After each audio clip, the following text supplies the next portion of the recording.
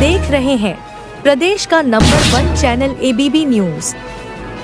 पूर्व मेयर प्रत्याशी आपकी अपनी पुष्पा रावत जी ने पुष्पराज एक आशा ट्रस्ट के तहत आर्थिक रूप से कमजोर वर्ग के बच्चों के उज्ज्वल भविष्य व सुनहरे कल की ओर एक पहल के लिए लिमिटेड सीट ही बची है।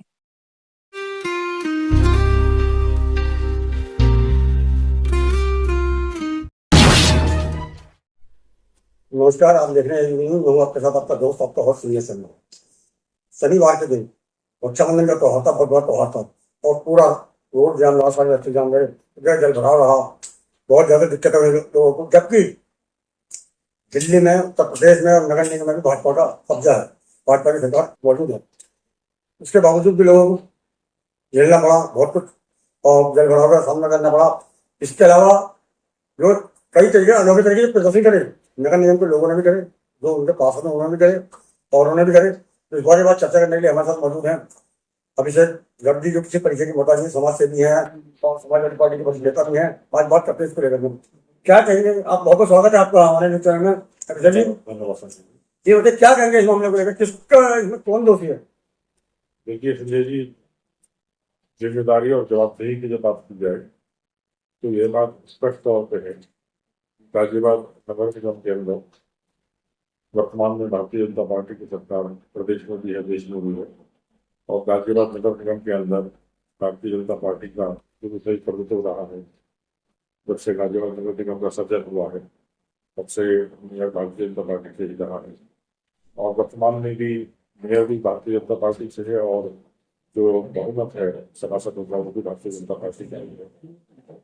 और चूंकि भारतीय जनता पार्टी की सरकार प्रदेश में भी है तो ऐसी स्थिति के अंदर ये बात बिल्कुल स्पष्ट रूप से ये इसमें कहीं कोई संदेह की गुंजाइश नहीं है कि कोई भी व्यक्ति, कोई भी जनप्रतिनिधि या कोई भी अधिकारी अपनी जिम्मेदारी से भाग सके या उसके पास तनिक भी बातों को इधर उधर करने का कोई गुंजाइश नहीं है।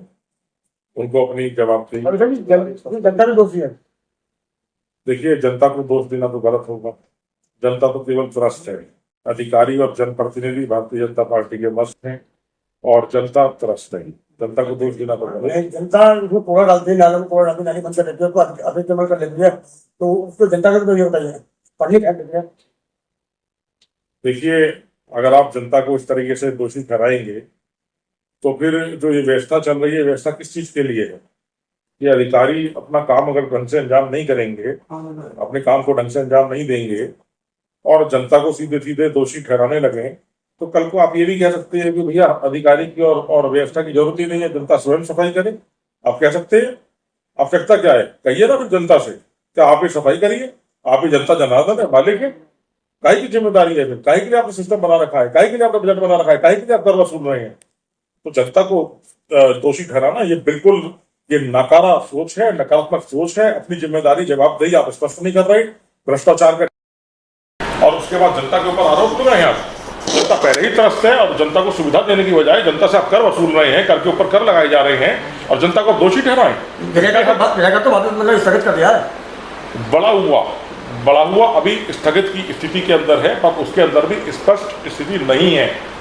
अभी लगातार जो सभासद हमारे साथी हैं वो मिनट्स ऑफ द मीटिंग मांग रहे हैं क्योंकि न्यायालय के अंदर मामला विचाराधीन है और वो मिनट्स मांग रहे हैं। तो मिनट्स उनको कहाँ मिल रहे हैं आप बताएं? तो इसलिए, और ये बड़े हुए कर की बात कर रहे हैं जो बेहद ज़्यादा बढ़ाया जा रहा था, जिसका कहीं भी कोई भी ऐसा जिसको जस्टिफाई करने का कोई भी कारण नहीं नजर आ रहा था, ये उस कर की हम बात कर रहे हैं। ऐसा नहीं है कि जनता कोई कर नहीं दे रही है, कोई व्यापारी कर नहीं दे रहा है, कोई दुकानदार कर नहीं दे रहा है। अगर कर नहीं दे रहा तो कहाँ से नगर निगम चल रहा है, कहाँ से व्यवस्थाएं चल रही हैं? आप बताएं, अरबों रुपए का कर कहाँ जा रहा है? ये कहते हैं कि नगर निगम हमेशा बरसात से पहले व्यवस्था करता है, नाले की सफाई करता है और सीट निकलवाता है और जो है इस बार भी व्यवस्था अभियान चलाया जाएगा।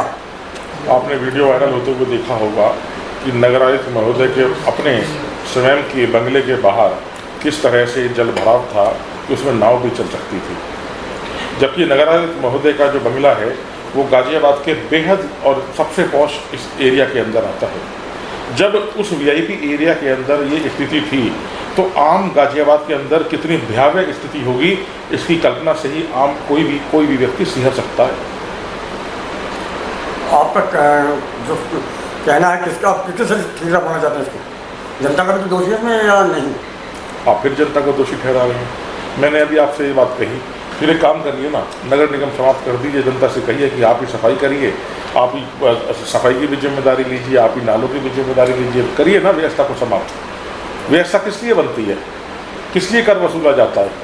उस व्यवस्था को सुचारू रूप से चलाने के लिए रेवेन्यू वसूला जाता है, कर वसूला जाता है, ताकि उस कर के पैसे से ईमानदारी से काम करा जाए। इसमें जीडीएम भी दोषी होगा, जीडीएम तो कॉलोनी में डेवलप करता है, जीडीएम का भी तो बनता है।